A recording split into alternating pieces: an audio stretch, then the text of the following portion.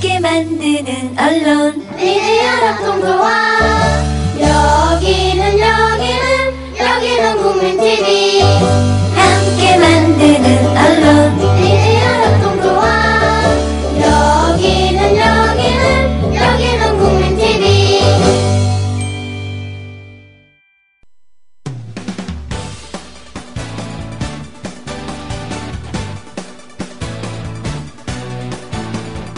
미디어 협동조합 서영석 이사장의 서영석 타임스. 청취자 여러분 안녕하십니까. 5월 13일 수요일 서영석 타임스 시작합니다. 사람은 2명, 3명만 모여도 파벌을 만든다고 하죠. 우리나라 사람들이 유독 심한 걸까? 다른 나라하고 비교를 안 해봤으니까 잘 모르겠는데요. 저는 유독 심할 거라고 생각을 합니다. 그 이유는 국민 모두가 성취욕이 강한 그런 특성을 지니고 있고, 지금은 많이 달라졌지만은 일본 제국주의자들의 침탈 이래 36년간 지배를 받았기 때문에 사실상 사회의 계급제도가 붕괴되어 있는 그런 상태에서 모두가 평등한 출발선에 서서 사실 새로운 광복 대한민국을 맞이할 수가 있었죠. 모두가 똑같지는 않습니다만은 최소한 계급제도가 붕괴된 상태에서 출발을 했다.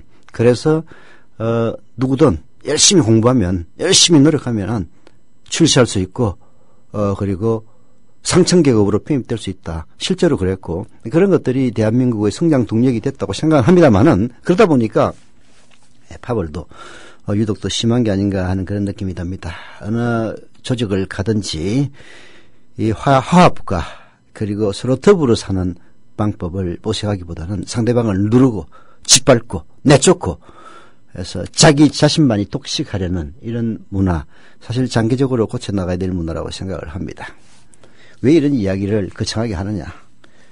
오늘 인터넷을 서핑하다가 보니까 아이엠피트라고 하는 유명 블로그가 쓴 글이 눈에 띄었습니다. 외국에서 귀화한 한국 선수들에게 누가 돌을 던지겠느냐라는 주제였는데요. 저는 TV를 전혀 안 보지는 않네요. 제가 즐겨보는 TV 프로그램이 있습니다. 세 개가 저희 그 IPTV에는 나란히 붙어 있어가지고, 내셔널 지오그래픽 채널, 그리고 히스토리 채널, 그리고 디스커버리 채널, 이 세 개를 저는 주로 봅니다.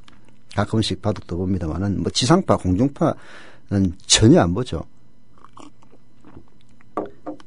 그래서 그런 방송이 있었는지도 모르겠는데 MBC 휴먼 다큐 사랑에서 5월 11일자에 한국 쇼트트랙 선수로 활동하다가 러시아로 귀화한 안현수 선수, 빅토르 안이라고 그러죠. 이야기가 방영됐다고 합니다.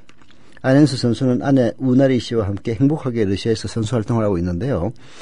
아시는 분은 아시겠지만 바로 안현수 선수야말로 대한민국의 체육계가 갖고 있는 고질적인 팝을 축구에도 연대파, 고대파 해가지고 싸우고, 그러다 보니까 외국인을 감독으로 들여오는 이런 웃지 못할 그런 일까지 있지 않습니까? 빙상계도 마찬가지였습니다. 안현수 선수는 그날 인터뷰에서 자신이 한국에서 겪었던 선수 생활의 어려움을 얘기했다고 하는데요. 빙상계의 팝을, 지나친 경쟁의식 이런 것을 지적하면서 내쏟는 에피소드들 개각할 만한 일이었다고 합니다. 2002년도에 참 오래됐네요. 벌써 안현수 선수도 2002년도 세계 주니어 선수권대 1위를 시작으로 수많은 국제대회에서 우승한 한국의 간판 스타였습니다. 제 세대에는 안현수 선수 잘 기억을 못하겠어요. 2002년도에면 제가 40대인데 그때는 별로 관심이 없어서 몰랐던 모양이죠. 관심이 있었던 시절에 빙상, 특히 쇼트트랙 스타로서는 미국의 꼴보기 싫은 이상한 빙상 선수하고 싸웠던 김동성 선수인가요? 그 선수밖에 기억이 안 나는데, 여튼 안현수 선수는 2002년 세계 주니어 선수권대 1위를 시작으로 수많은 국제대회에서 우승한 한국의 간판 스타였다고 합니다. 그러나 한국 빙상계의 파벌 속에서 남자 선수임에도 불구하고 쫓겨나가지고 안 끼워주니까 여자 국가대표팀과 훈련을 하는 그런 아픔을 겪게 되었다고 합니다. 국제대회에 출전한 한국 선수끼리 경쟁을 위해서 경기 중에 한국 선수끼리 서로 방해하는 모습을 본 외국 선수들이 안현수 선수를 위로하기도 했다는데요.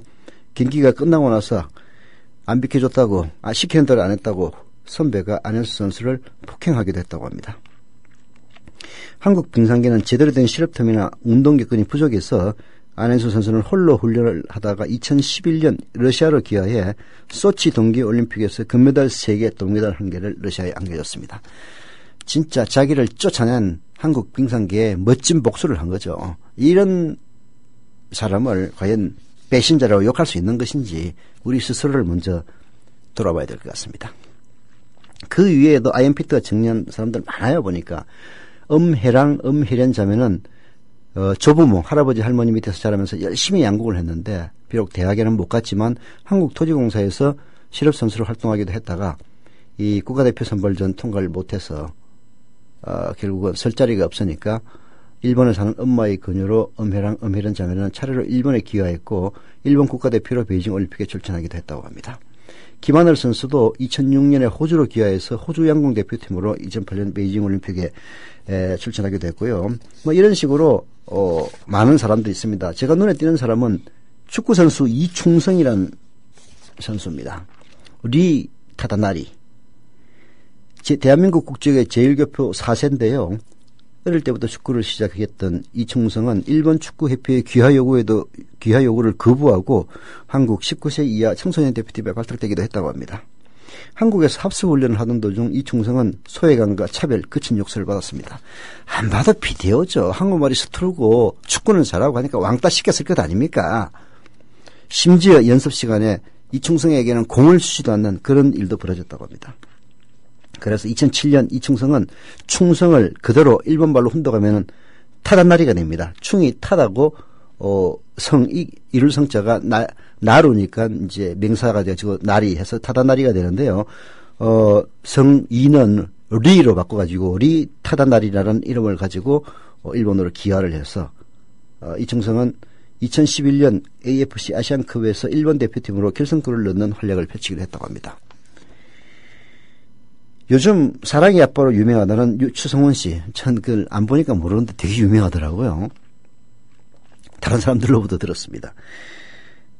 이 추성훈 씨는 제1교포로 일본에서 태어난 유도 선수 출신이라고 하는데요. 아버지 영향으로 어릴 적부터 유도를 했다고 합니다.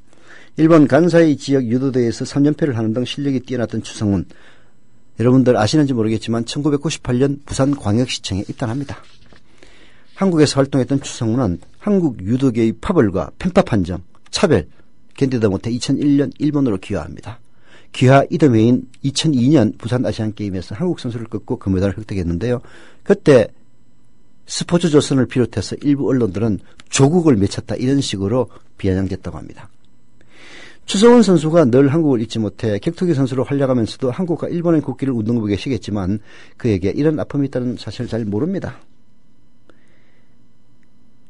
사실 우리나라 빙상계뿐만이 아니라 사실 어느 개나 다 마찬가지죠. 팝을 진짜 실력으로 사람을 판정을 해야지 그 사람의 학벌, 지연 이런 걸로 판단하는 시대 좀 없어져야 되지 않겠습니까? 노무현 대통령에 대해서 그렇게 혹독하게 대하고 박대했던 것도 노무현 대통령이 서울대 법학과를 나온 사람이면 절대 그렇게 못했을 거예요. 부산 상고를 나와서 대학도 안 가고 고시에 합격해가지고 변호사를 하다가 대통령이 됐기 때문에 학연과 지연이 부족했던 겁니다. 지연은 물론 노무현 대통령이 민주당, 호남 기반의 민주당 대통령 후보로 당선됐기 때문에 필연적인 것이긴 했습니다만은 그런 것들을 인간인 이상 깨볼 수는 없겠지만은 그런 것들이 사회를 지배하는 이데올로기로 작동하지 않도록 우리 모두 스스로를 돌아보는 그런 기회를 삼아야 될 것 같습니다. 서양스 타임즈 광고 듣고 본격적으로 시작하죠. 주 기자님, 지난 주말에 콘도 다녀왔는데 진짜 좋았대. 주 기자님은 콘도 회원권도 갖고 있나 봐요? 부럽다. 이번에 회원권 114 거래소에 의뢰해서 싸게 구입했다는데? 콘도 회원권은 비싸지 않아요? 회원권인데? 근데 이 콘도 회원권이라고 다 비싼 게 아닌가 봐. 회원권 114에 알아보니까 종류도 많고 다양한 상품들 엄청 많던데? 그러면 우리도 봄 여행 한번 알아볼까요? 콘도는 회원권 114에서 구입하고요. 02-544-6114번 02-544-6114번 회원권 114는 인터넷과 모바일 앱에서도 검색할 수 있습니다. 콘도 회원권 거래는 회원권 114 02-544-6114번으로 바로 전화해보세요. 지상철 조합원 신청 광고입니다. 강화대교 앞에서 개념 부부가 만드는 개념 곰탕 연지연 곰탕. 연지연이란 가마솥의 장작불로 온종일 구워내는 곰탕을 서로 나누어 이어지는 인연이란 뜻입니다. 연지연 곰탕이 민주주의를 열망하는 조합원 여러분과 국민의 건강을 책임지겠습니다. 곰탕 포장 판매는 한 팩 800g에 7,000원이며 7팩 이상은 무료 배송으로 드립니다. 연지연 곰탕은 강화대교 입구에 위치해 있습니다. 단체 주문 예약 및 포장 주문 전화번호는 010-7252-1114, 010-7252-1114, 031-989-9968. 조합원 단체 예약은 10% 할인해드립니다.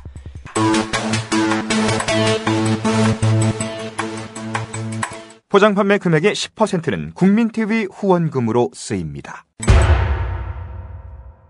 네, 오피니언 비평 시간입니다. 김효진 PD. 네, 안녕하세요. 김효진입니다. 자, 이 최경환 경제부총리 겸 기획재정부 장관하고 문형표 보건복지부 장관이 기성세대와 청년세대 간 갈등을 부추기는 발언을 잇따라 내놨습니다. 최경환 부총리는 엊그제 기자간담회에서 다른 나라에서는 정년 연장할 때 청년층이 반발해서 혼란을 많이 겪었는데 우리 청년들은 목소리를 별로 안 낸다. 이렇게 말을 했습니다.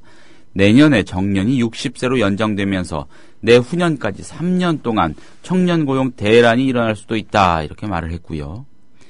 며칠 전에는 문형표 보건복지부 장관이 국민연금 소득대체율 인상과 관련해 세대 간 도적질이다. 예, 정말 말 같지도 않은 소리죠. 아니, 지들이 언제 청년층에 대해서 그렇게 신경을 써줬다고. 진짜 웃기는 짜장면들이야. 이렇게 말해서 파문을 일으켰죠. 자, 경향신문이 이 문제 짚고 있습니다. 최경환 문형표 장관, 세대 갈등 부추기는 의도 뭔가? 두 장관의 발언은요, 사실과도 다르고 기성세대에 대한 청년층의 적개심을 부추길 수 있다는 점에서 부적절하고 무책임합니다. 사회 통합의 의무가 있는 두 장관이 갈등을 조장하는 의도를 묻고 싶다는 겁니다. 시행 중인 정년 연장법 반대 운동이라도 벌이자는 말입니까? 최경환 장관을 향해서 하는 말이겠죠. 정년이 연장되면 신규 일자리가 줄어들 것은 뻔한 일입니다. 그럼에도 청년 실업의 근본 원인은 정년 연장보다 정보통신기술 시대의 고용 없는 성장과 경기 불황, 잘못된 경제정책에 있다는 것은 정설화되어 있습니다. 정년 때문에 청년 고용 대란이 일어난다니, 예, 경제정책 책임자답지 않은 말이라고 아주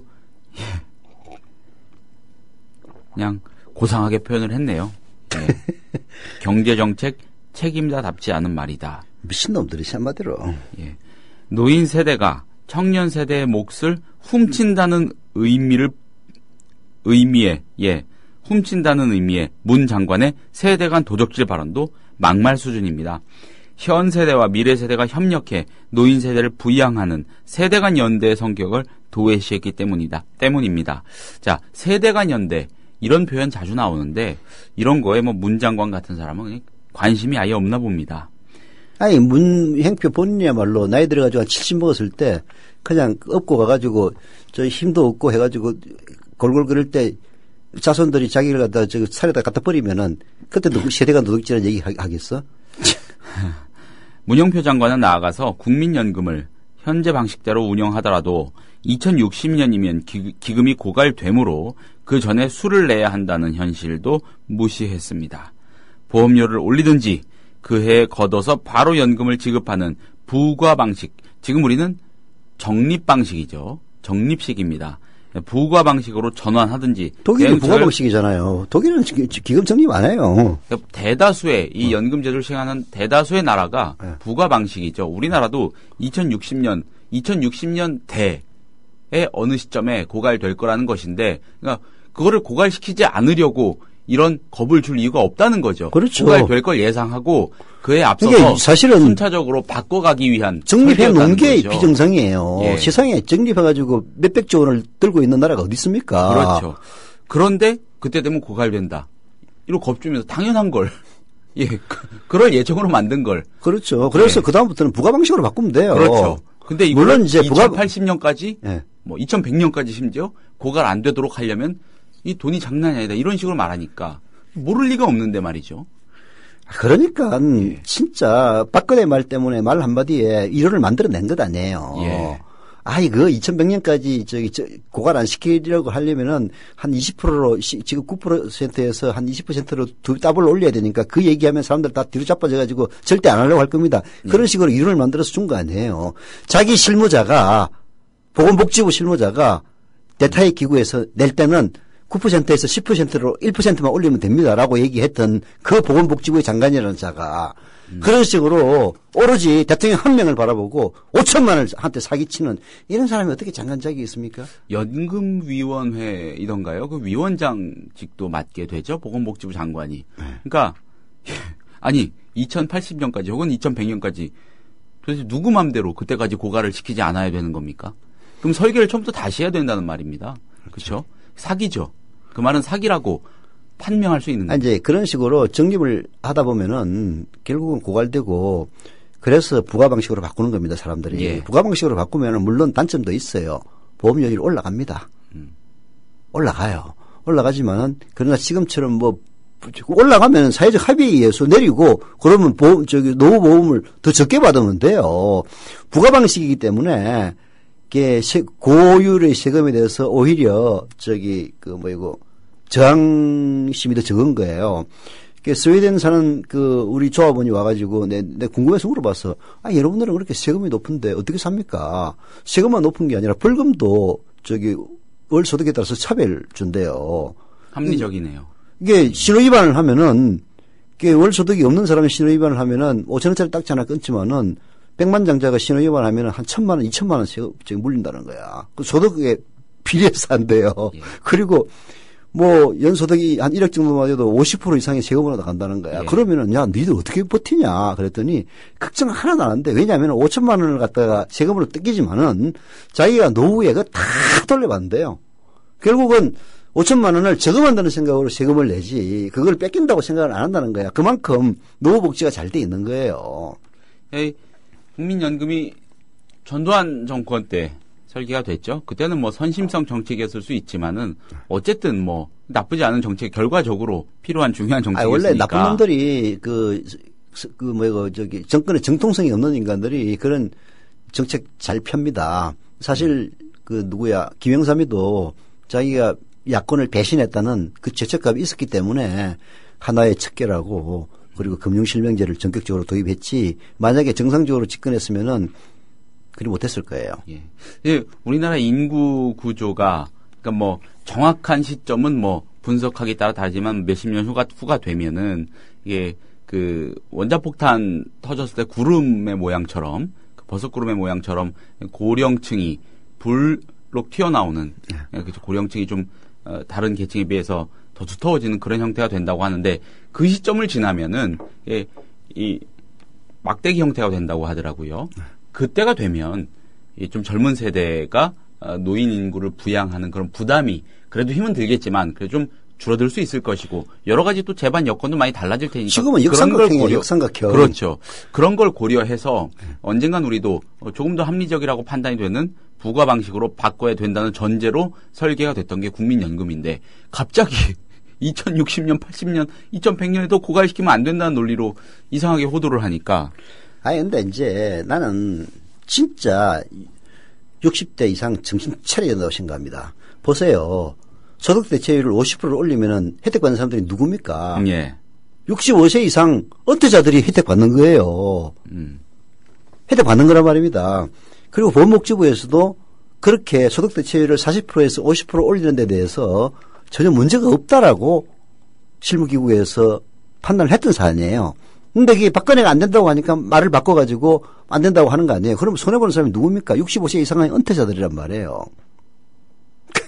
그래도 우리 박근혜 각하가 나라를 생각하셔서 그 정도 손해는 봐야지 뭐 나는 멍청한 영감탱이들 보면은 진짜 싸대기를 한 대 올려주고 싶어요. 그리고 정년 연장 반대하는 것도 이 정권의 전형적인 특징입니다. 진짜 나쁜 놈들이에요. 자기들이 누구 표로 집권했는데 노인들 표로 집권한 것 아닙니까? 근데 정년 연장하면 혜택을 보는 사람들이 누굽니까? 누구냐고요. 예를 들어서 57세에서 60세로 정년 연장하면 57, 58, 59, 60세가 혜택을 보는 것 아닙니까? 그렇죠. 그런데 그 연령대에 있는 인간들이 아이고 우리가 연장하면은 나라 경제가 어려워지는데 하면 안 되지. 이지랄 하는 영감탱이들 보면 진짜 그냥 확 밟아버리고 싶어. 3년 정도 일을 더 할 수 있는 건데 연봉 한 5천만 원이라고 가정을 하면은 한 1억 5천 정도 이런 식으로 좀 더 모을 수 있는 거잖아요. 그러니까 진짜 이 후한무치한 정권입니다. 이 정권이 누구 덕분에 대통령이 됐냐고요. 모든 노인들에게 20만 원 주겠다고 사기쳐가지고 대통령 된 인간들 아닙니까? 그러면은 노인들을 위한 정책을 펴야지.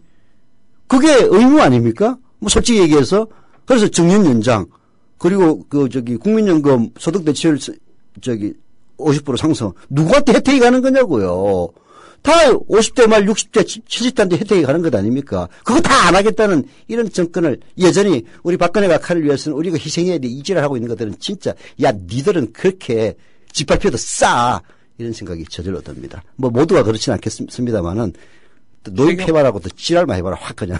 최경환 부총리가 이런 말을 했다고 소개를 해드렸죠. 다른 나라에서는 정년 연장할 때 청년층이 반발해서 혼란을 많이 겪는다. 우리나라 청년들은 목소리를 별로 안 낸다. 그럼 뭐 목소리 내라는 얘기가 뭐야? 하라는 겁니까? 그러니까 미친놈들이 한마디로 나 진짜 요즘 박근혜 정권의 장관들 보면 제정신이 아닌 것 같아요. 그게 최근에 그 인터넷에서 떠도는 박근혜 대통령의 말을 그대로 풀어가지고 녹취록을 한 거 보면 도대체 박근혜 대통령이 무슨 얘기를 하는지 모르는 그런 도대체 나도 페이스북이나 SNS에 뜨는 거 봤는데 이 박 대통령이 도대체 무슨 얘기 하는지를 모르겠어요. 그걸 녹취를 풀어놓으니까 그 정도로 왔다 갔다 하는 그 할매가 왔다 갔다 하니까 장관들도 따라서 왔다 갔다 해가지고 거의 치매 수준에 이른 것 같아요. 그래서 보면은 니들 진짜 후한무치하게 짝이 없다. 정년 연장하는 거는 청년층을 부추겨가지고 반대하라고 부추길 게 아니라 이 정년을 연장하기 위해서 일어날 수 있는 예를 들어서 나쁜 점도 있을 거란 말이에요. 뭐 예산이라든지 기업에 관한 부담 그런 것들을 감안해서 그걸 완화시킬 수 있는 그런 정책을 연구해야 될 인간들이 젊은 층들을 걸기시켜가지고 반대 데모하게 해가지고 그 청와대로 쳐들어가면 또 인간끼리 두르겠다고 가면 캡사이신 쏠 거야? 이런 진짜 후한무치한 인간들이 어디 있어. 그러니까 청년 실업 문제가 심각한 건 잘 알고 있으니까 요 책임을 좀 회피하고 또 문형표 장관의 경우에는 여야의 공적연금 강화 합의를 무력화하려는 거 아니냐. 결국 의도는 그거 아니냐. 한겨레는 이렇게 짚고 있고요. 상식적으로 청년 실업의 문제가 정년 연장 때문에 청년 실업이 더 심각해진다? 글쎄요. 경제 전문가가 아니라서 잘 몰라서 제가 이렇게 생각을 하는 거고 좀 납득이 잘 안 되는데요. 그러니까 하여튼 야들은 제정신이 아닌 것 같아. 아이고 참.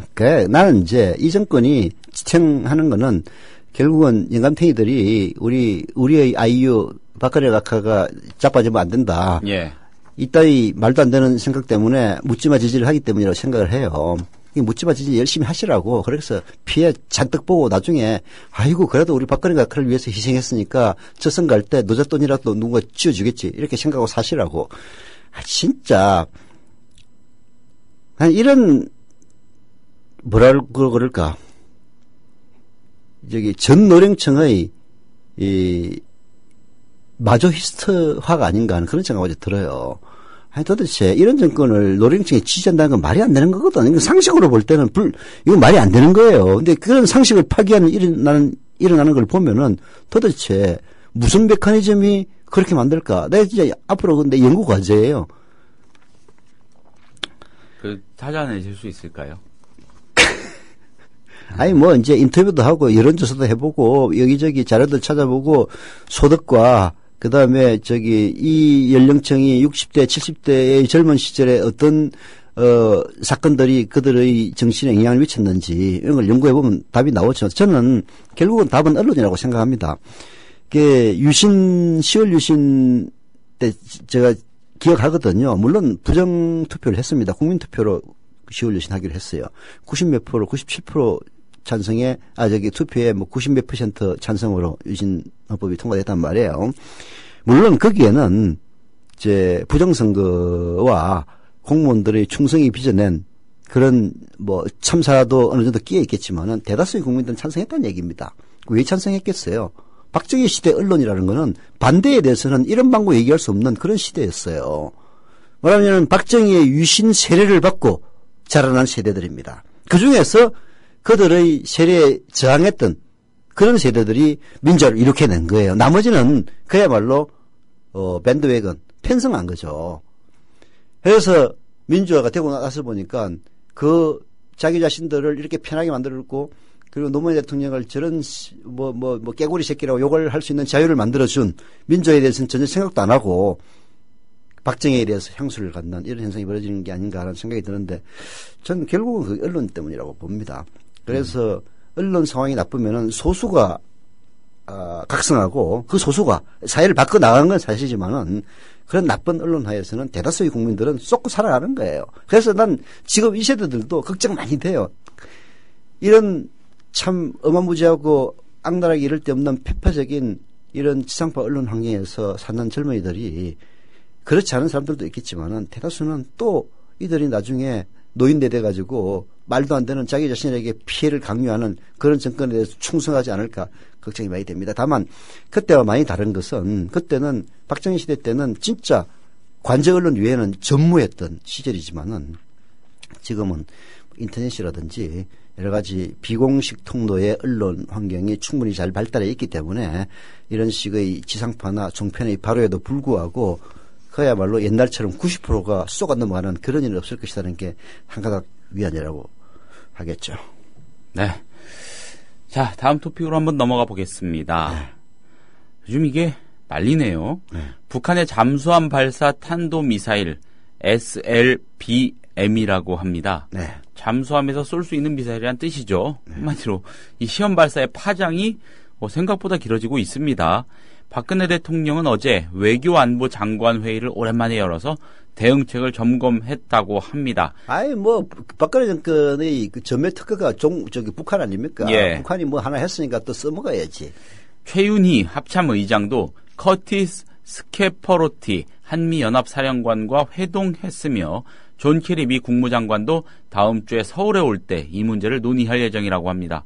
북한의 동향을 엄중하게 분석하고 대응책을 점검하는 것은 당연히 필요하겠습니다. 그러나 북한의 행동을 과대 해석하는 일부의 움직임은 우려스럽다는 겁니다. 북한 군사 동향의 실체와 의도를 냉정하게 읽지 못하고 즉흥적으로 어느 한쪽으로 확 쏠려가는 것은 안보에 결코 도움이 되지 않는다. 이런 지적이 나오고 있는 겁니다. 한겨레 사설 한번 보겠습니다. 냉정 자세 필요한 북의 SLBM 사태. 이 군 당국에 따르면 북한의 시험 발사는 실제 미사일이 아니라 모의탄을 물 위로 150m쯤 솟구치도록 한 사출 시험 수준이라고 합니다. 실제 전력화까지 여러 단계를 거쳐야 하고요. 시간도 꽤 필요하다는 게 일반적 분석이죠. 미국의 여러 군사 전문가도 모의탄 한 발 쏜 것을 두고 실전 배치 가능성을 거론하는 것은 시기상조라는 견해를 보인다고 합니다. 이 킬체인, 한국형 미사일 방어 체계가 한계에 부닥쳤다는 주장은 기본적으로 성급합니다. 상황을 오도할 위험이 크다는 것입니다. 일각에선 북한이 잠수함 발사 탄도미사일을 시험했으니 우리도 잠수함 전력을 늘리자고 주장합니다. 군비 경쟁 부추기는 주장이죠. 대잠수함 헬기를 대거 확충하자거나 심지어 우리도 잠수함 발사 탄도미사일을 개발해서 맞서자고 하는 겁니다. 북한이 위협을 늘린다면 우리도 억제력을 강화해야 하겠습니다. 하지만 북한이 특정한 무기 체계를 갖고 시위를 벌인다고 그때마다 북한이 손가락질하는 방향으로 춤을 춰선 안 된다는 것이죠. 이 남북 관계가 단절된 지난 몇 년 새 북한이 이런 식으로 도발적 행동을 한 게 한두 번입니까? 이번 사출 시험을 두고 갑자기 무슨 큰일이 난 것처럼 호들갑을 떤다면 북한 강경 세력의 무력 시위 의도에 말려드는 효과만 가져올 수도 있다는 겁니다.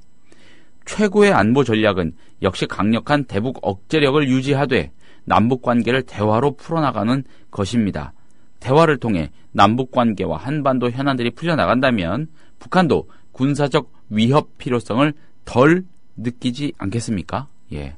6.15 공동행사를 비롯해 남북 사이의 약간의 사회문화 교류가 움트려는 참입니다. 나아가 경제협력과 정치 군사적 주제로까지 남과 북이 대화 범위를 넓히는 게 시급하다. 예, 한겨레 이런 주장하고 있습니다. 예. 남북 관계가 긴장 상태로 가면은 결국은 북한이 핵 개발로 가는 겁니다. 예. 왜 이제 그러냐면은 그 핵은 가난한 나라의 최종 병기예요. 이게 미국과 과거 구소련을 제외하고 미국과 구소련 그다음에 서방의 강대국들 일부 이런 강대국들을 제외하고 핵을 개발한 나라들을 보십시오. 인도, 파키스탄 뭐 이런 쉽게 얘기해서 가난한 나라입니다. 왜 그러면은 그 핵을 개발하느냐? 재래식 전력으로는 도저히 상대방하고 경쟁이 안 되기 때문에 핵을 개발하는 겁니다. 핵 하나 만들어 놓으면 나머지는 시원찮아도 아무 상관이 없거든. 왜? 까불면 쏴버린다. 라고 하면 저쪽 상대방이 핵을 갖고 있어도 상관없어요. 결국은 공멸하자라는 식으로 배째라 전력, 이게 이제 전형적인 비랑크 전술입니다. 이기 때문에 저는 북한이 남북 간의 경쟁에서 뒤처지면서 핵 개발은 불가피한 거라고 봤어요. 이걸 막을 수 있는 길은 긴장이 고조 안 되면 되는 겁니다. 근데 긴장을 계속 고조시켰기 때문에 북한이 핵 개발한 거예요. 비근한 예로 70년대 박정희 핵 개발을 하려고 했어요. 왜 핵 개발하려고 했느냐. 우리나라 국민들이 우리가 쪽팔린 얘기 때문에 잘 몰라서 그러는데 70년대, 60년대, 70년대는 북한이 잘 살고 북한이 재래식 군사력이 훨씬 더 나았습니다. 우리는 진짜 미군 철수해버리면은 북한 침략에 이게 들들들들 떨어야 하던 시절이었어요. 근데 박정희도 뭐 독재를 하긴 했습니다만 경제개발도 시켜야 되고 갈 길 바쁜데 군비 경쟁까지 하려니까 힘들잖아요. 핵 하나 개발 딱 해놓으면은 군비 경쟁할 필요가 없거든. 북한 까불어 평양에다 핵폭탄 하나 쏴버릴 거예요. 핵불은 끝난단 말이에요. 약자가 핵을 개발하는 겁니다. 지금 이 시대는. 그래서 북한이 핵을 개발한 건데 그걸 막으려면 결국은 북한도 결국은 남북 간에 전쟁이 일어났을 때 재래식 전력으로는 도저히 남한의 상대가 안 된다라고 생각하기 때문에 핵을 개발한 것 아닙니까? 전쟁이 날 수 있는 상황을 억제시켜주면 되는 거예요. 그래서 남북 대화를 하고 이러면은 이럴수록 북한도 그런 신무기 개발 의욕이 이제 꺾이게 되는 거죠. 잠수함. 핵 개발하면 그 다음에 개발하는 게 잠수함입니다. 예. 왜냐면은 핵 잠수함. 그렇죠. 완성해야죠. 지상 기지는 상대방 핵 타격을 받으면은 그걸로 끝나버리거든. 예. 그래서 미국이나 소련이 구소련이 군비 경쟁할 때도 잠수함 전력이 가장 무서운 그렇죠. 무기였어요. 심해 잠수 딱 해가지고 있으면 아무도 모릅니다. 어디 있는지. 그래서 상대방이 서로 지상기지 타격하면은 마지막에 이제 잠수함이 부상해가지고 핵미사일을 쏴서 상대방 아주 작살을 낸다. 이런 전략이거든요. 그래서 북한이 이제 잠수함 핵무기를 발사할 수 있는 원자를 탑재한 핵잠수함 말고 그건 핵잠수함이라고 그러는데 핵무기를 발사할 수 있는 미사일을 발사할 수 있는 잠수함을 개발하는 수준은 필연적인 건데 지금 북한 수준으로는 웃기는 거예요. 한마디로 로미오급 잠수함 몇 척 가지고 깜짝대는 그런 북한 실력으로는 미사일을 발사하기 어렵습니다. 자기들도 시도는 하겠죠. 그리고 시도를 해야 북한은 워낙 폐쇄 사회니까 그 잠수함에서 뭐 보니까 150m 정도 사출 시험했다며 미사일을 쏜 게 아니야. 사출 시험. 우리나라 디젤 잠수함이지만은 한국형 잠수함들이 훨씬 더 성능이 좋습니다. 그런데 문제는 이제 그런 과정에서 한겨레가 지적을 했다시피 결국은 남북 간의 대화와 협력을 통해서 이런 북한의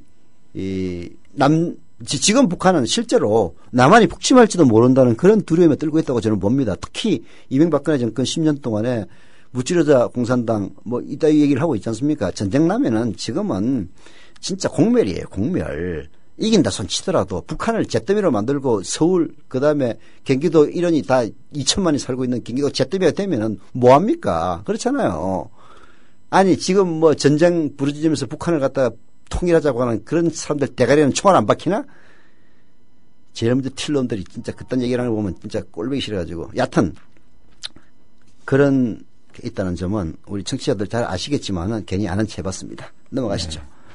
SLBM. 네. 예. 좀 이 이슈를 좀 띄우려는 의도도 좀 보이는 것 같아요. 아니, 이건 빤한 거야. 인기 떨어진다고 하니까 북한이 뭐 하나 쐈다고 그러니까 아이고 잘 됐다 해가지고 아이고 감사합니다 쏘고를 하고 있을 거야. 뭐 뒷돈 보내주나? 자, 다음 토피오로 가보겠습니다. 이것도 참 묘한 일입니다. 정부가 2018학년도부터 사용할 고등학교 한국사 교과서에서 근현대사 비중을 현행 50%에서 40%로 줄이는 방향으로 개정 작업에 나선다고 합니다. 국무총리실 산하 한국교육과정평가원은 어제 연세대에서 개최한 역사와 교육과정 공개토론회에서 발표한 2015 역사과 교육과정 시안에서 이런 견해를 제시했습니다.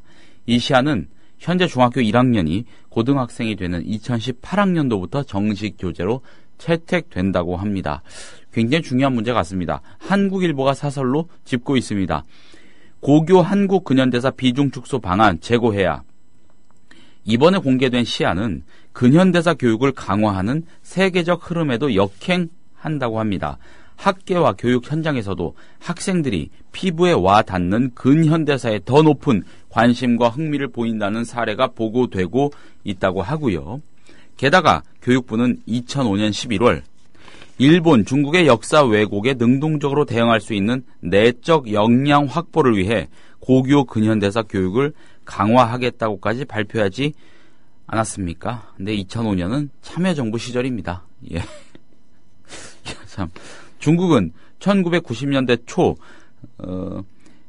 전일제 중고교 역사 교과 요강을 발표한 이후 근현대사를 필수 과목으로 지정하고 있습니다. 일본도 일본인의 정체성 확립을 명분으로 자국 역사를 공부할 필요가 있다며 2016년 학습 지도 요령 전면 개정에 맞춰서 일본사와 세계사를 통합한 근현대사를 별도 교과목으로 신설하는 움직임을 보이고 있습니다. 정부가 근현대사 교육을 축소하려는 의도를 두고 이념 논쟁을 회피하기 위한 꼼수라는 의혹도 제기가 됩니다. 다소의 이념 논쟁이 있을지언정 역사 문제는 정면 돌파하는 것이 정도 아니겠습니까? 이 근현대사 교육 부실로 일본군 위안부나 독도 문제를 두고 논리적인 대응마저 어려워지는 사태가 빚어진다면 돌이킬 수 없는 비극이 될 수도 있다. 이런 점을 명심해야 한다고 한겨레가 우려를 하고 있습니다. 예. 근현대사 비중을 줄인다. 한국일보. 한국일보가요. 죄송합니다. 예. 근데 참, 전 그런 게 별 영향이 없다고 생각했었는데, 예. 진짜 영향이 있나 봐요. 뭐냐면은, 이게 친일파 청산을 못했습니다. 예. 이승만이, 국내 기반이 없는 이승만이 들어와가지고, 이제 지배를 하려다 보니까, 대통령이 되려고 하다 보니까, 그리고 그 이전에 미군정이, 미군정이야, 친일이든 누구도 아무 상관없잖아. 여하튼, 한반도를, 남한을 갖다가 효율적으로 통치하기 위해서 일본 제국주의에 봉사했던, 말하자면 친일 부역자들을 다 그대로 승계하지 않았습니까? 예. 이승만도 마찬가지였고요. 그렇게 해가지고 거의 반세기 훨씬 더 지났습니다. 벌써 한 세대를 30년이라고 이제 본다면은 한 두 세대는 이미 지났고 거의 세 세대에 걸쳐서 지금 진행이 되고 있단 말이에요. 그래서 저는 세대가 그렇게 멀어지면은 그때 친일 부역을 했던 인간들이 그렇게 했던 소리 치더라도 그게 큰 영향이 있겠느냐라고 생각했는데 그게 아닌가 봐요. 말하자면은 친일파들의 후예들이 근현대사를 갖다가 공부를 많이 시키면은 그런 게 일일이 다 샅샅이 드러나니까 쭉 풀리는 거야, 한마디로. 어떻게든 숨기고 싶은 거야. 그게 비중을 자꾸 축소해야 그게 안 드러나는 거거든. 1945년부터 1955년도까지 역사는 우리 사회의 지배계층이 된, 왜냐면은 친일파들은 친일을 했던 그 결과물이 뭡니까? 일본 제국주의에 부역을 함으로써 일정하게 부를 쌓아 올렸다는 얘기예요. 이게 단죄를 받아야 마땅한데 프랑스처럼 전부 다 모가지를 쳐버리고 단두대에 올리고 해야 되는데 처음에는 바싹 엎드려 있다가 보니까 이승만이한테 충성하고 하니까 다 되거든. 심지어는 노덕술 같은 인간이 우대를 받는 그런 희한한 나라가 되지 않았습니까? 그렇게 해서 우리 사회의 주류계층이 됐단 말이에요. 그 주류계층의 본인들은 다 되졌습니다만은 다 되졌지. 그 후예들은 살아있단 말이에요. 그래서 그때 역사를 갖다가 뒤집어 보면은 쪽팔린 역사밖에 없는 거야, 지들한테는. 왜? 친일 부역자들이 다른 데처럼 단지 안 받고 시기에서 자기도 회사를 하고 있는데 자기 회사를 팔아먹은 새끼가 나중에 더 잘 되고 있다는 그런 거 못 봐주는 거 아니에요, 그죠? 쪽팔리는 거지. 이게 자꾸 축소하고 숨기고 하고 싶은 거예요. 그래서 역사 문제에 대해서도 그런 식으로 저는 학계에서도 마찬가지예요. 학계도 그 친일파들이 장을 한 겁니다. 다 때려잡아가지고 전부 그냥 북한처럼 아오지 탄광에 보내야 될 새끼들이 살아남아가지고 학계의 원로임내 하고 자빠졌으니까 자기들의 비리가 드러나는 게 싫은 거야, 한마디로. 그 미국 정치학자죠, 사무엘 헌팅턴이던가요? 뭐 국가 발전의 5단계, 6단계 이런 이론을 정립해서 유명해진 사람 아닙니까? 그 중에 중요한 게 민족 또 역사성, 역사를 세우는 과정 이런 거 지적을 합니다. 중요하게. 우리나라는 그렇게 보면은 그 과정이 생략된 거죠, 사실. 역사를 바로 세운다는 거는 민족성 역사를 바로 세운다는 거는 우리나라 입장에서는 친일에 대한 청산 또 각종 왜곡된 역사를 바로잡는 것일 텐데 그 시도를 참여정부가 그래도 좀 했었는데 상당 부분 그러니까 이 사회 좌절도 기득권 했었고. 계층들 기득권이 다 그런 건 아닙니다만은 상당수 다수가 친일파들 후예 아닙니까? 그렇게 꼴보기 싫어한 거지. 예. 근데 또 한 가지 궁금해지는 게 이 소식을 들으면서 그 근현대사라고 하면은 제가 역사 공부 열심히 안 해서 그런지 그 해방 이후 현대 정치사 또 포함이 되겠죠? 당연히 포함되죠. 예. 그거를 저는 그래서 친일에 이제 방점을 찍고 이사장님이 말씀을 해주셨는데 그거 못지않게 이승만 아니. 정권이나 뭐 박정희 군사 독재 정권 등등 또 압축돼서 뭔가 진행되어 온 사회이기 때문에 결코 간과할 수 없는 그러니까 다른 나라의 50년하고는 결이나 질이 다르지 않습니까? 그 친일을 얘기한 거는 그 예. 뿌리를 얘기한 거고 박정희도 친일의 그 뿌리에서 벗어나지 않습니다. 예. 아시겠지만은 박정희는 대구 사범 다니다가 만주군관학교에 저희 나이가 많아서 입학 안 시켜준다니까 충성하겠다고 혈서를 써서 편지를 보내가지고 입학한 사람 아닙니까? 뭐 물론 뭐 그때는 혈서 쓴 게 유행이었다는 뭐 그런 반론도 있다고 아니 하는데 혈서 쓴 게 유행이라도 그러면 안 되지. 그때 유행이었다고 해가지고 그러면 친일하는 게 유행이었어요. 아니 상관없다는 얘기야. 이 미친놈들 유행이었기 때문에 뭐 괜찮다는 논리는 그러면은 지랄하고 자빠졌는데 진짜. 여하튼 그 친일의 뿌리에서 벗어나지는 않습니다. 예. 왜냐하면은 박정희가 말하자면은 개발 독재의 바탕으로 삼았던 재벌들 그 사람들 다 일본의 적산가옥이라든지 일본 기업들을 물려받아가지고 성공한 사람들이에요. 그게 서로 이해가 딱 맞아 떨어진 겁니다. 지금 우리 재벌들 뭐 지들이 뭐 무슨 현대판 기적인 것처럼 참 내내하고 있는데 뿌리를 찾아 올라가 보세요. 다 친일파들이 전부는 아니겠습니다만 대다수가 친일파들 후예입니다. 그러니까 싫은 거야. 그게 드러나는 게. 그런 데서 이제 벗어나지 않고 있고, 뭐, 현 정권은, 거기 플러스 또 박정희가 부각되는 게 싫은 거죠. 박정희는 그냥 위대한 지도자로만 남았어야 되는데, 독재자로 부각되는 게 싫은 거죠. 현대사를 갖다가 공부하다 보면은, 김재규한테 총 맞아 죽은 거 사살당한 일부터 시작해가지고, 그 다음에 그 비실시장하던 미친 새끼가 캄보디아는 400만 명이 죽었는데 부마항쟁 때 쓸어버리면 됩니다. 이지랄부터 시작해가지고 다 나올 거 아니에요. 하기 싫은 거지 한마디로. 박정희 빠들 진짜 영감들 나도 지금 내일 모레면 60이지만 진짜 이해가 안 가. 내가 미친 건지 그 다수의 영감탱이들이 정상이고 내가 미친 건지 아니면 내가 정상이고 그 인간들이 미친 건지 내가 잘 모르겠는데 정말 이해 안 가는 일입니다. 그 양을 줄이면 물리적인 양을 줄이면은요 절대량 자체를 줄이면은 기술하는데도 한계가 있을 겁니다. 그러니까 예를 들어서 박정희 전 대통령이 총에 맞아 죽은 거 그런 일들은 뭐 기술을 안 할 수는 없겠죠. 너무도 자명한 팩트니까 적는데 그 이면에 담긴 이야기, 그 맥락 이런 것까지 적기에는 양이 부족할 수밖에 없을 거예요. 당연히. 그럼 그냥 이러이러한 나쁜 부하가 총으로 쏴서 비극적으로 시해했다고 쓰겠지. 서거했다. 이런 기술로 그냥 넘어가는 것이겠죠. 그런 거를 예상해 볼 수 있는 것인데. 또 어떻게 왜곡할지 몰라, 이 인간들. 그래서 국정교과서 만들겠다고 지랄병을 치는 거 아니야. 나쁜 놈들이 한마디로. 야, 진짜 이렇게 철저하게 악랄하고 나쁜 정권 처음 봤어요. 이건 뭐, 언론으로서 중립을 도저히 취할 수가 없어. 이 정권을 보고 있으면은. 그렇습니다. 네. 저희 느낌은. 자, 다음 코너로 넘어가 보겠습니다. 네. 지금 여러분께서는 관록의 정치기자 서영석 미디어 협동조합 이사장이 진행하는 서영석 타임즈와 함께하고 계십니다.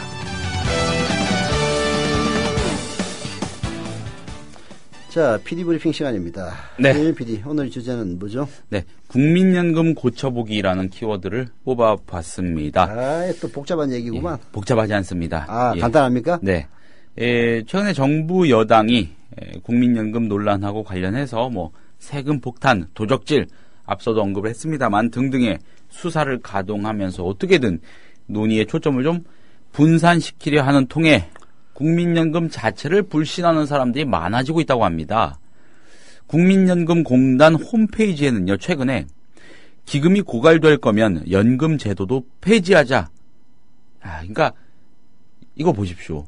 그러니까 기금이 고갈되면 안 되는데, 예, 펑펑 써대가지고 고갈된다고 하니까 이거 문제가 있는 거 아니냐, 이렇게 좀 완전히 왜곡된 정보를 사람들이 벌써 입수를 하는 겁니다. 예, 한참 오피니언 비평에서 얘기했던 그 연장선에 있는 거죠. 고갈돼도 아무 문제 없어. 고갈될 걸 예정하고 설계한 그런 시스템입니다. 엉터리 국민연금 탈퇴하고 싶다는 등의 가입자들 글이 올라와 있다고 합니다. 참 어리석은 국민들이야, 진짜. 근데 이런 의견 내는 또 시민들, 국민들을 마냥 비판할 수 없는 거 아니겠습니까? 예. 이렇게 인식하게끔 유도한 정치권이나 언론의 책임이 더 크겠죠. 무슨 정치권이야. 저기 새누리당하고 청와대지. 분명히 정부 여당. 예.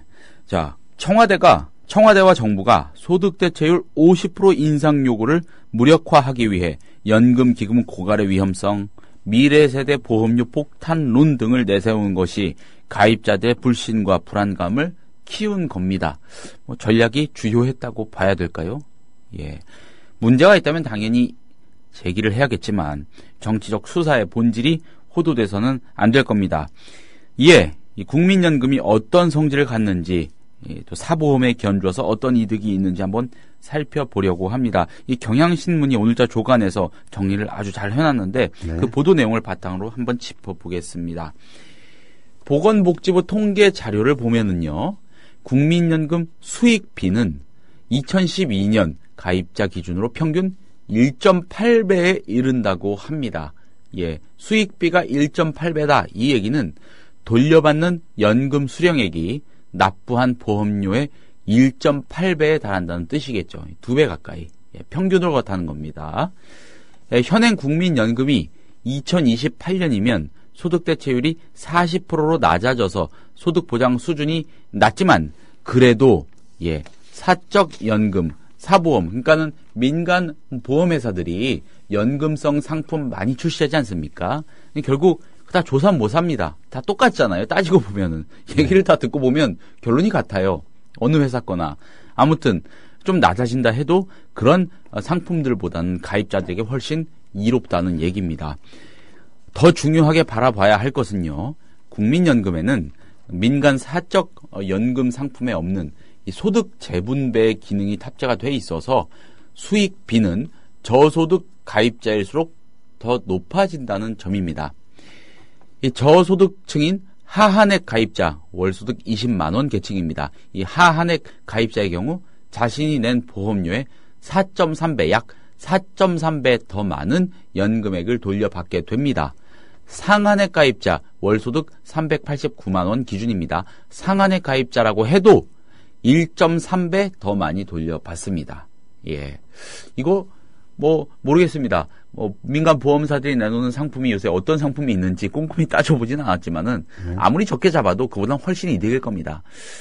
고소득자가 연금을 과도하게 많이 받아갈 수 없도록 하고 저소득자는 이 상징적인 수준의 보험료만 내고도 연금에 가입할 수 있도록 그렇게 보험료 부과 대상 소득의 상한 하한선을 적용하는 이 특유의 설계 원리 덕분입니다. 자, 정리해 보겠습니다. 국민연금 가입자의 소득별 수익비는요. 월소득 398만 원 계층의 경우 1.3배, 300만 원 계층 1.5배, 200만 원 계층 1.8배, 100만 원 계층 2.6배, 또 하한액 가입자의 경우 4.3배 정도 됩니다. 국민연금의 소득 재분배 기능에 더해서 소득 대체율까지 현행 40%에서 50%로 만약에 인상이 되면 가입자들의 노후 소득 보장 수준이 한층 강화될 것으로 당연히 예상이 됩니다. 이 김연명 중앙대 사회복지학과 교수는 어제 새정치민주연합 등이 주최한 국회 토론회에서 연평균 소득 200만 원에 연평균이 아니고 평균 소득 200만 원에 보험료 납부 기간이 24년인 가입자는 소득 대체율 40%일 때 월 48만 원, 50%이면 60만 원의 연금을 받는다. 소득 대체율이 50%는 돼야 성실하게 보험료를 납부한 국민에게 최저 생계비 수준의 연금을 보장해 줄 수 있다는 뜻이다. 이렇게 설명을 했습니다. 가입자에 대한 연금 지급액을 늘리면서 기금의 안정성도 유지하려면 보험료율 인상 불가피합니다.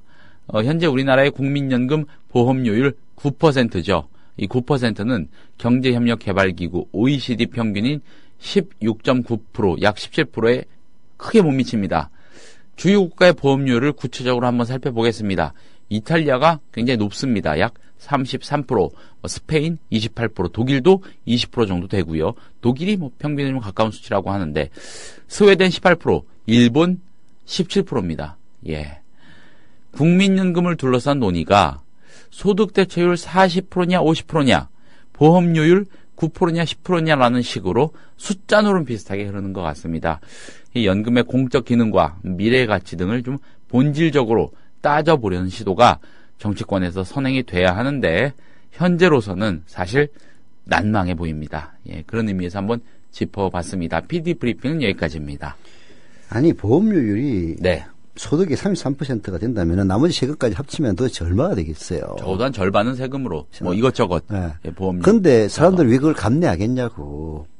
33%를 내면은 자기의 노후에 그보다 더 많이 돌려받으니까 감내하는 겁니다. 그렇죠. 그거 싫으면 안 내면 되잖아. 네. 근데 이제 거기는 국민개보험이 잘 모르겠는데 국민개보험이겠죠. 안 그러면 국민연금이라고 볼 수가 없지. 안 그러면 사적연금하고 똑같은 거지. 그렇잖아요. 그죠? 네.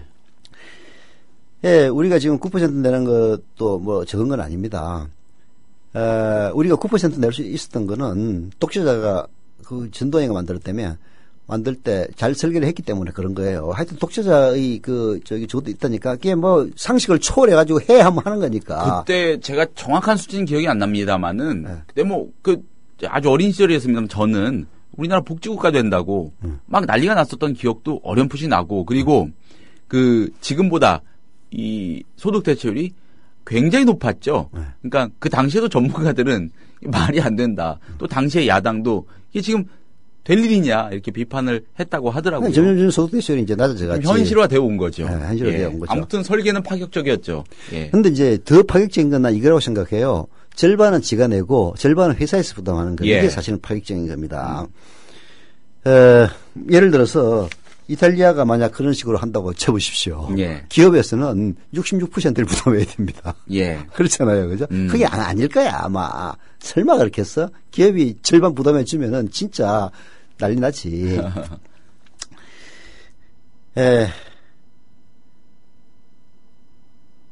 결국은 국민연금 이 문제를 따져보면은 결국 소득 재분배 기능이 중요한 기능을 갖고 있고, 전 이제 이런 것들이 결국은 노년층을 위한 정책이라고 봅니다.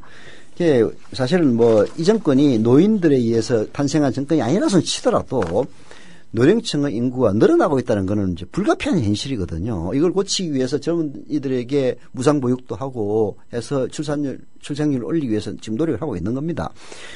청년이 적으면은 나라에 희망이 없다는 이야기 여러 차례 저도 박종원 기자의 글들을 인용해 가면서 얘기를 했을 겁니다. 그건 굳이 박종원 기자 얘기가 아니라 하더라도 청년이 없다면은 그 나라에 희망이 없는 건 너무나 당연한 거죠. 그러나 청년층에 대해서 일자리를 늘려주고 그리고 아이들을 많이 낳을 수 있도록 국가에서 배려하는 것도 중요하지만은 이미 존재하는 그런 늙은 영감탱이들의 주머니도 채워줘야 소비를 하고 뭐 기업들이 물건을 만들면 사줄 놈들이 생길 것 아닙니까? 전부 영감탱이들이 그냥 사실 영감되면은 소비수는 많이 떨어져요. 저도 거의 돈 안 씁니다. 거의 돈 안 써요. 요즘 힘들어가지고 자전거 잘 안 타서 자전거 타고 다니면 교통비 안 들지. 점심 때 밥 먹는 거, 밥값 외에는 돈 드는 일이 없어요. 담배 안 피시. 뭐 돈 줄 일이 뭐가 있어. 가만히 보면 어떨 때는 한 달에 10만 원 쓰는 경우도 있어요. 교통비 제외하고. 그게 돈이 없는 사람들은 더 합니다. 근데 점점 노령층 인구가 늘어요. 좀 있으면 뭐 전 국민의 절반이 50대 이상이 될지도 모릅니다. 지금 이미 50대 이상 됐을걸, 절반이.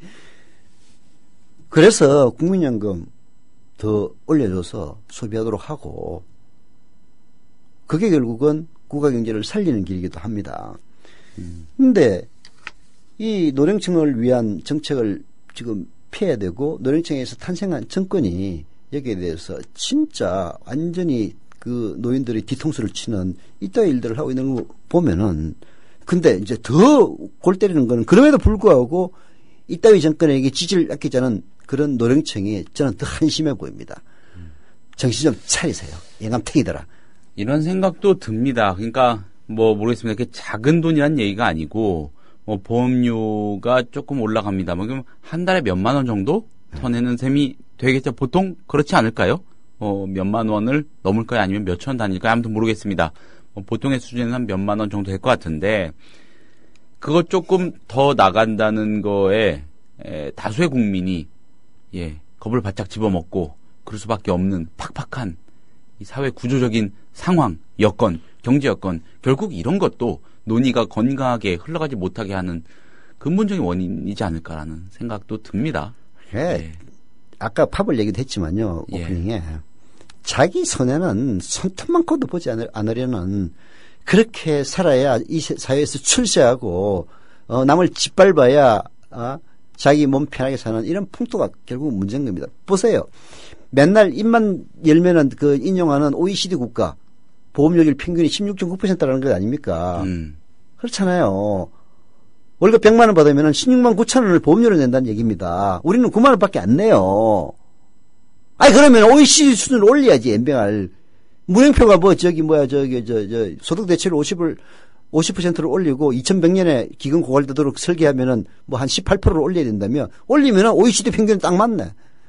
도대체 자기 손에는 이런 안 보려고 하는 이따위 생각을 가지고, 그리고 연금은 더 달라고 하면 그게 도둑놈들이지 뭡니까?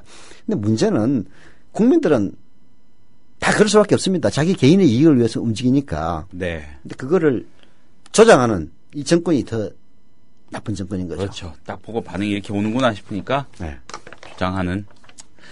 자, 복잡한 얘기 드립니다. 아무튼 뭐 하루가 멀다 하고 더 꼬이는 것 같은 그런 이슈들 그래도 열심히 다뤄보겠습니다. 내일 이 시간에 다시 인사드리겠습니다. 고맙습니다.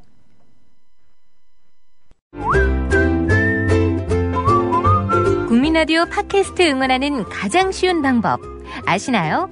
다운로드하기, 별점 주기, 댓글 달기, 구독하기. 국민라디오 팟캐스트 널리 알리는 가장 쉬운 방법. 다운로드하기, 별점 주기, 댓글 달기, 구독하기. 기억하세요. 다운로드하기, 별점 주기, 댓글 달기, 구독하기.